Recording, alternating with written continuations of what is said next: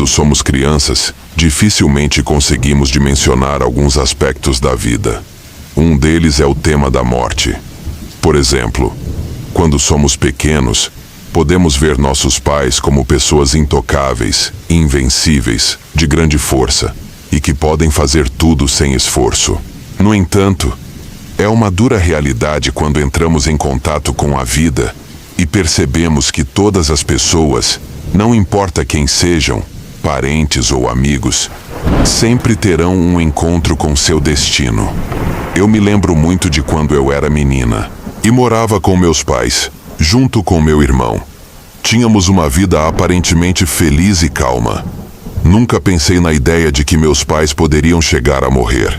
Mas, como eu disse no começo, aquele momento do destino chegaria. Para minha mãe, de um dia para o outro, começaram os problemas. Entre meu pai e minha mãe, isso aconteceu porque meu pai chegava em casa algumas vezes um pouco bêbado. Vezes minha mãe se atrasava e ele a repreendia, dizendo que certamente ela já estava se envolvendo com outro homem. Até as roupas dela, meu pai dizia que cheiravam a perfume de mulher. Eu negava isso e minha mãe, com muita coragem, suportava a situação. Até que, um dia, ela simplesmente acordou muito doente e muito fraca. Ela empalideceu e começou a vomitar sangue. Minha família tinha recursos limitados.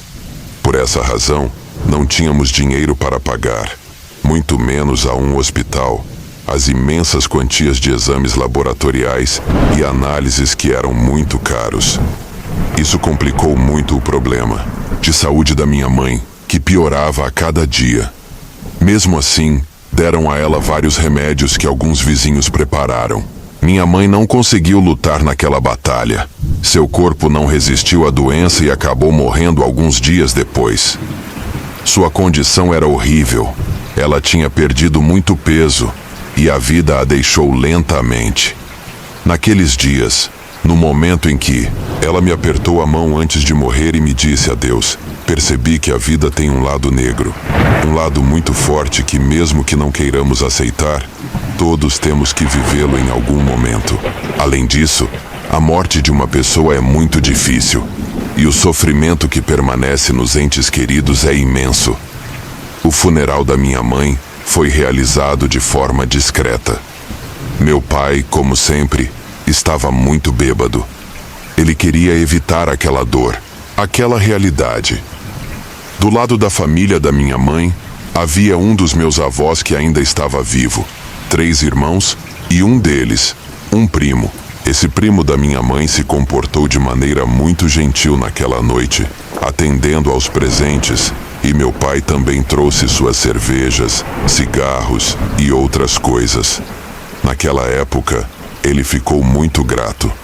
Nenhum de nós teve coragem de enfrentar aquela situação.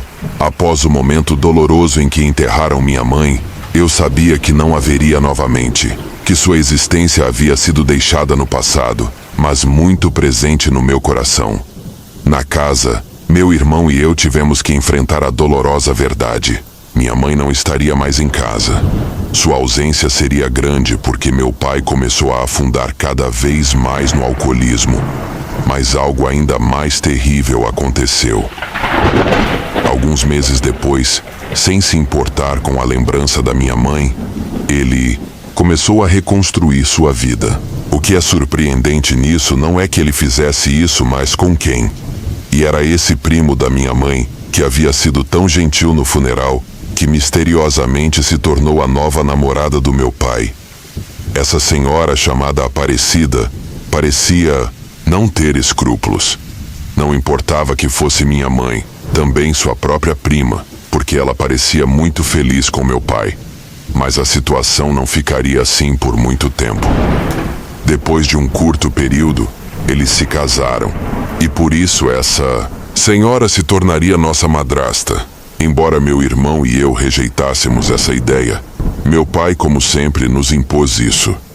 Mal éramos crianças e não podíamos dizer mais nada. Eu tinha 12 anos e meu irmão tinha 9. Éramos muito jovens para conseguir escapar. Não podíamos nem trabalhar para sustentar nossas despesas, então tivemos que engolir nossa raiva e especialmente os maus tratos dessa mulher. Aparecida constantemente nos maltratava. Puxava nossos cabelos e nos batia com fitas. Tudo isso com a permissão do meu pai, que só se importava em ficar sentado no sofá, bebendo suas cervejas e assistindo à televisão. O pior de tudo era que à noite meu pai não era mais discreto. Ele, com a senhora Aparecida, que nunca ousei chamar de mãe, tinha privacidade e fazia muito barulho. Os gemidos daquela maldita mulher eram tão horríveis que me deixavam tão bravo que muitas vezes pensei na ideia de pegar uma faca e ir direto esfaqueá-la. Ela era uma estranha, e o pior de tudo era que não era uma boa pessoa. Entrei em uma profunda tristeza. Na escola, as más ideias eram coisa do dia, mas teve outra situação que começou a direcionar minha vida para outro caminho. À noite, as coisas começaram a acontecer. Ou melhor, não só à noite, mas a qualquer hora.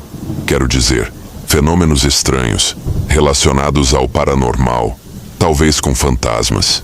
Vou te contar por quê.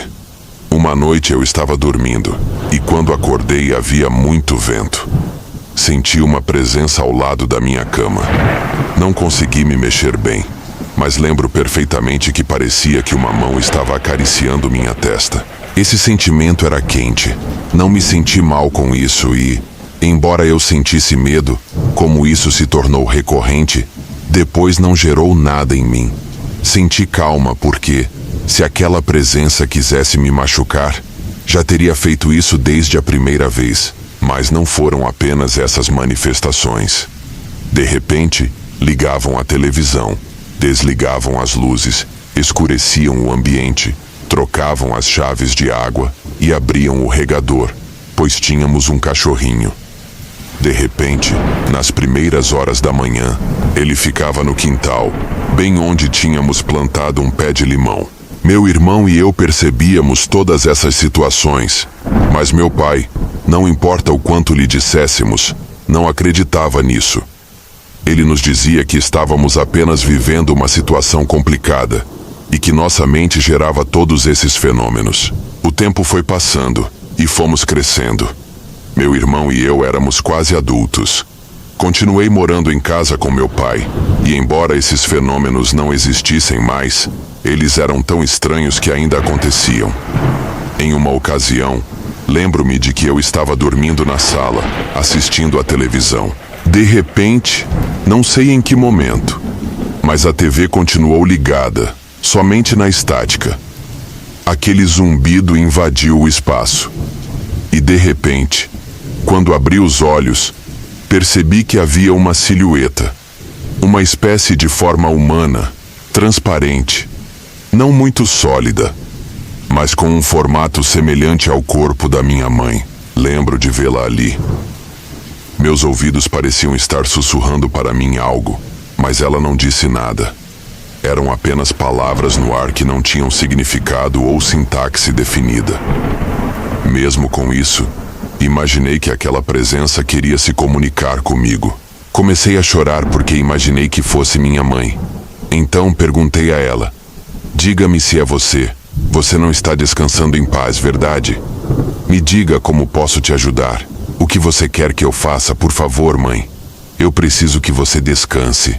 Aquela silhueta flutuando acima do chão foi desaparecendo lentamente e atravessou a parede que dava para o quintal dos fundos, acabando por desaparecer. Quando entrei novamente na casa, percebi que a televisão estava novamente sintonizada em um canal. Por um momento, era como se aquela aparição tivesse alterado tudo o que eu sabia. Naquele momento, algo aconteceu comigo.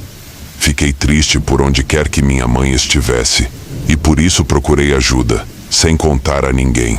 Nem meu irmão, nem meu pai, muito menos a dona Aparecida. Aquela mulher me chamaria de louca e seria capaz até de me expulsar de casa. Naquela época, eu ainda estava estudando no ensino médio e tinha uma melhor amiga chamada Mariana. Tive que contar a ela todas as situações que eu estava vivendo, recapitulando desde minha infância, quando tudo isso começou a acontecer. Me apresentei e disse a ela que presumia que era minha mãe, que não estava descansando em paz. Certamente devido à situação de meu pai ter se casado novamente, de ele não ter sido um bom pai e de ter permitido que a Aparecida nos maltratasse. Imaginei que minha mãe não transcenderia para o outro mundo até que isso fosse resolvido. Por isso, Mariana e eu começamos a procurar alguma curandeira, alguma benzedeira que soubesse sobre esses tópicos e que nos ajudasse para que minha mãe ficasse em paz e eu parasse de sofrer. Mariana e eu fomos perguntando entre conhecidos até que finalmente encontramos uma mulher. Essa senhora morava em um bairro tão escondido que pegamos 2 ônibus para chegar lá. Nos pareceu muito difícil e era estranho que não houvesse ninguém nas ruas, como um lugar onde as pessoas publicamente poderiam acessar. Mas quando batemos na porta, aquela senhora chamada Dona Clara nos abriu e nos permitiu entrar em sua casa. Soubemos imediatamente que havíamos chegado ao lugar certo. Vamos lá. 2 menininhas para mim. Aqui eu imagino que devem querer conquistar algum namorado, mas pelo que posso adivinhar melhor, me digam, gente. Ela disse, o que foi muito engraçado, mas dissemos que não, que era para outra coisa. Não, senhora, isso não é o assunto. Vou te contar uma coisa mais séria. Tenho uma suspeita de que minha mãe ainda está habitando a casa onde vivemos. O tema é que ela morreu há anos. E desde pequena, algum tempo depois que ela morreu, comecei a ter algumas situações estranhas. Meu irmão também as testemunhou. Quero pensar que é minha mãe, que não tem descansado porque meu pai refez a vida dele. Não sei se vai por esse caminho, mas é por isso que quero sua ajuda. A senhora ficou séria naquele momento. Sabia que a proposta era um tópico delicado, mas ela era muito aberta e, acima de tudo, gentil e disposta a nos ajudar. Ela imediatamente se aproximou de mim, colocou as mãos na minha cabeça, fechou os olhos e começou a meditar, procurando ou não sei o quê. Mas depois de um momento ela me disse: "Algo vejo que você é muito receptiva, menina. É por isso que sua mãe pode se conectar com você. Isso, com o passar do tempo, será menos. Você não poderá mais ter tanto contato com sua mãe como antes, porque é uma verdade que quando você é criança, os sentidos estão mais abertos, a mente não está tão contaminada. É por isso que é mais fácil estar em contato com essas presenças. Certamente o que aconteceu com sua mãe é sério, e é por isso que ela buscou o caminho para se abrir com você, para entrar em sua mente, em seu coração, para que você possa vê-la. Ela quer te dizer uma coisa. Eu posso te jurar que foi assustador o que a Dona Clara estava me dizendo. Mariana estava nervosa ao ver como aquela senhora, de repente, pegou algumas ervas e começou a varrer. Depois pegou um líquido e me deu para beber. Era algo que não sei o que era, mas a Dona Clara me disse que quando eu bebesse, meus sentidos se abririam e minha mãe, através dos meus sonhos, me daria uma mensagem clara com a qual poderíamos saber o que ela queria. A sessão naquele momento terminou. Não havia mais nada a fazer além de esperar que minha mãe entrasse em contato comigo novamente. Pagamos a Dona Clara e saímos do lugar.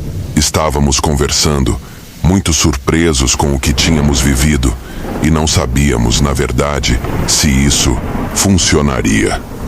Mas quem nos recomendou o serviço daquela benzedeira nos fez saber que aquela mulher era muito poderosa. Naquela noite, cheguei e descansei muito bem, porém não tive nenhum sonho ou qualquer situação com minha mãe. Os dias foram passando e lembro-me de uma noite em que fiquei muito ansiosa. Eu não conseguia dormir.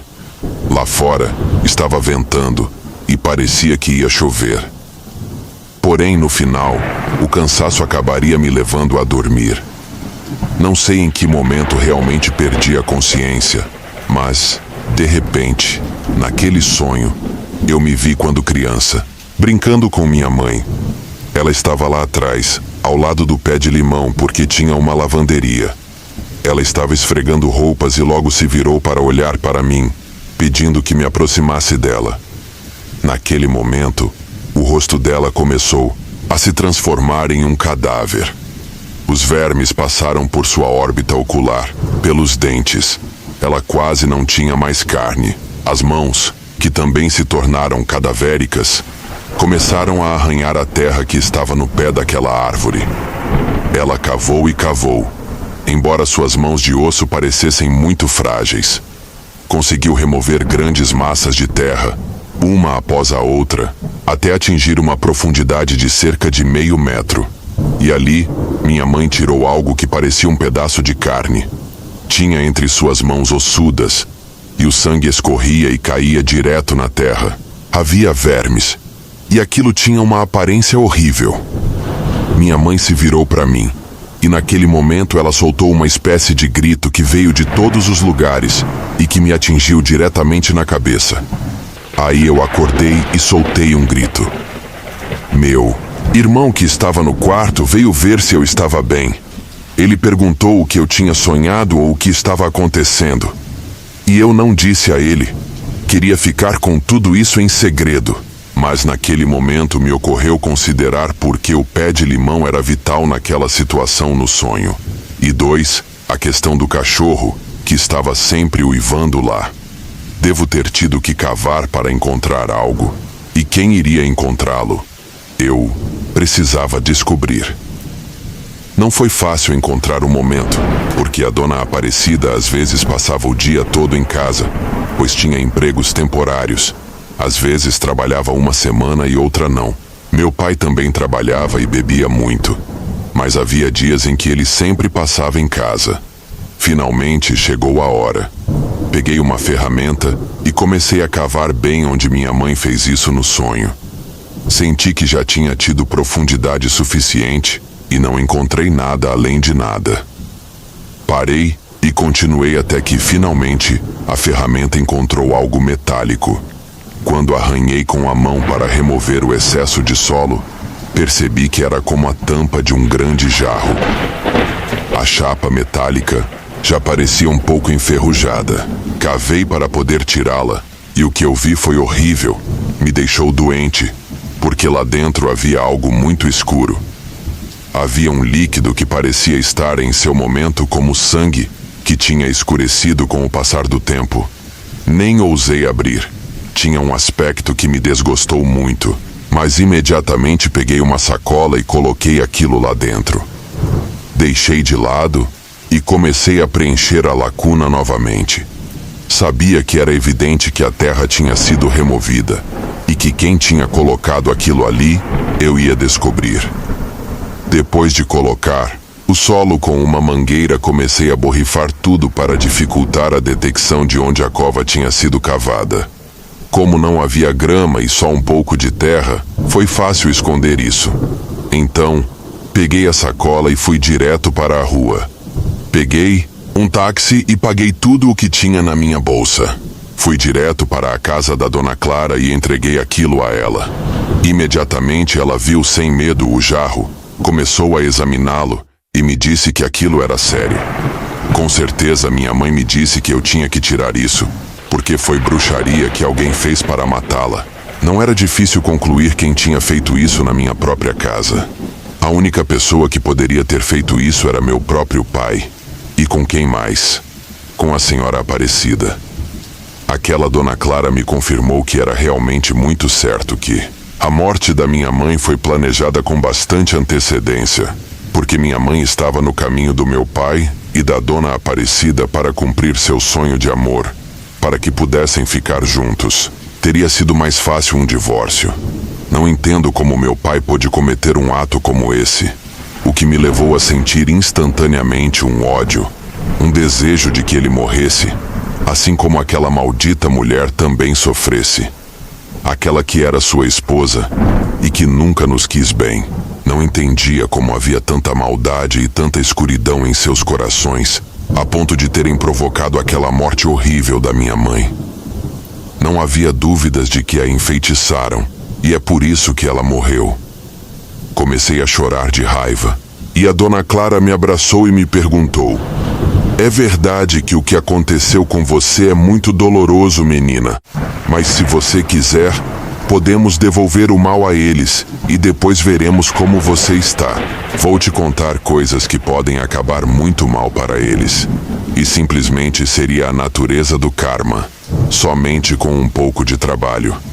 Porque eles estarão à frente disso. Porque de qualquer forma a vida em um momento vai fazê-los pagar. Mas quem sabe, pode ser verdade. Deixá-los morrer e não ter que pagar nesta vida. É por isso que, se você me perguntar, vou destruir isso e cuidar para que volte para você. Para que você não chore mais. Para que você se sinta aliviada desse pequeno trabalho. Não se preocupe, não vou mais fazer isso por você. Eu gostaria de te ajudar de coração. Então, você vai para casa em paz e leva sua vida normal. Eu vou cuidar de tudo.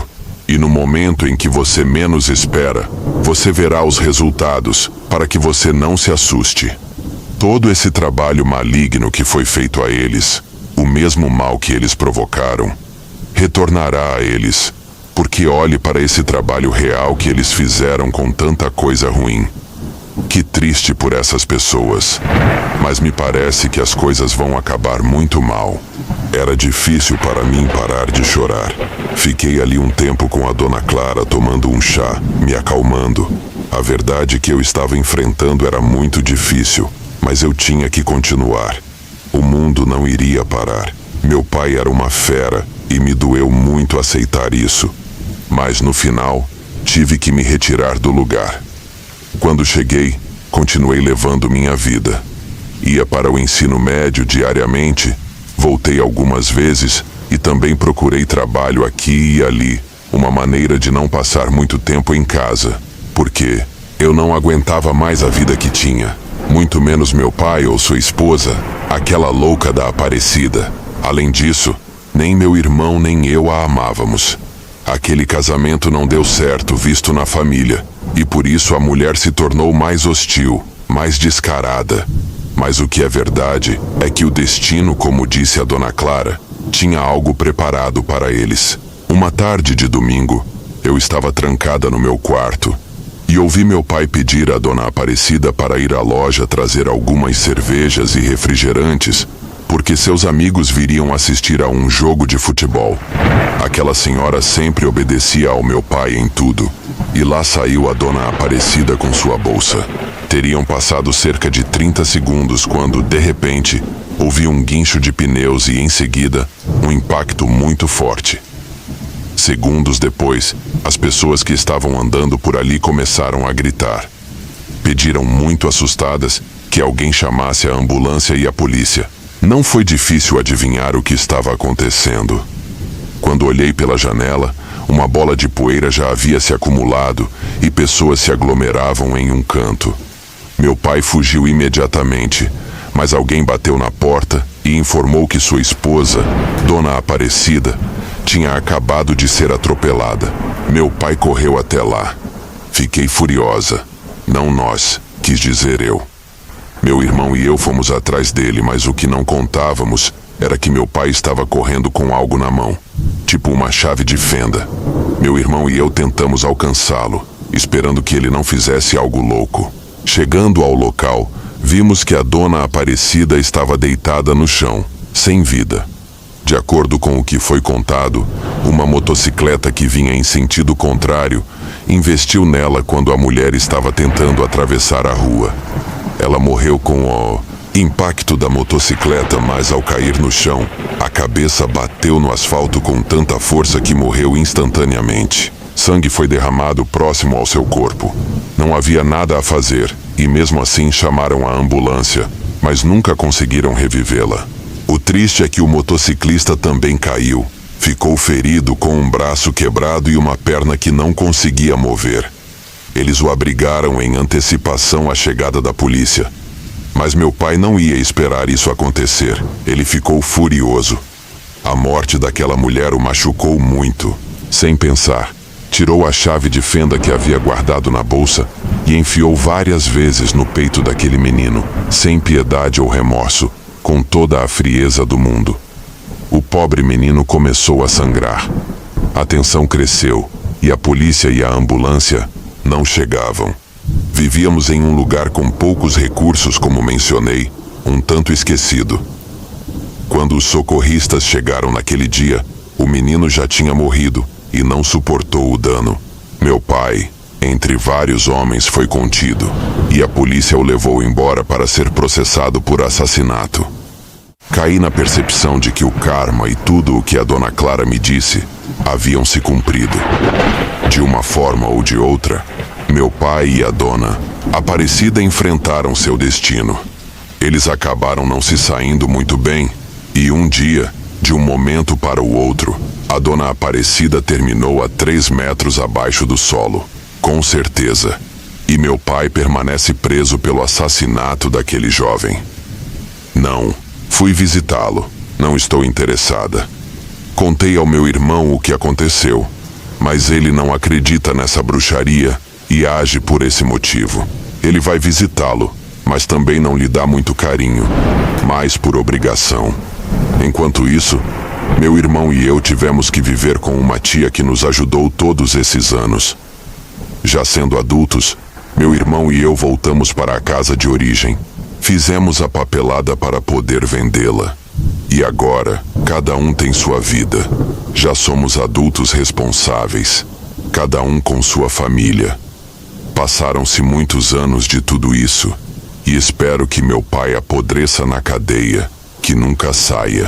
Não quero mais ver sua cara, porque sei que ele, junto com aquelas malditas mulheres, foram os que terminaram impiedosamente com a vida da minha mãe, usando bruxaria. Sei que minha mãe já está descansando em paz. Ela nunca mais voltou para se manifestar a mim, nem em sonhos, nem na presença dela. Isso também me dá calma. Sei que ela já está em algum lugar melhor. E sim, porque definitivamente, muitas pessoas, às vezes somos nós, que criamos o inferno aqui na Terra. E infelizmente, muitas vezes são pessoas inocentes que têm que pagar pelo mal dos outros, como neste caso aconteceu com minha mãe, pelo ódio que a dona Aparecida sentia por ela, e também pelo meu pai.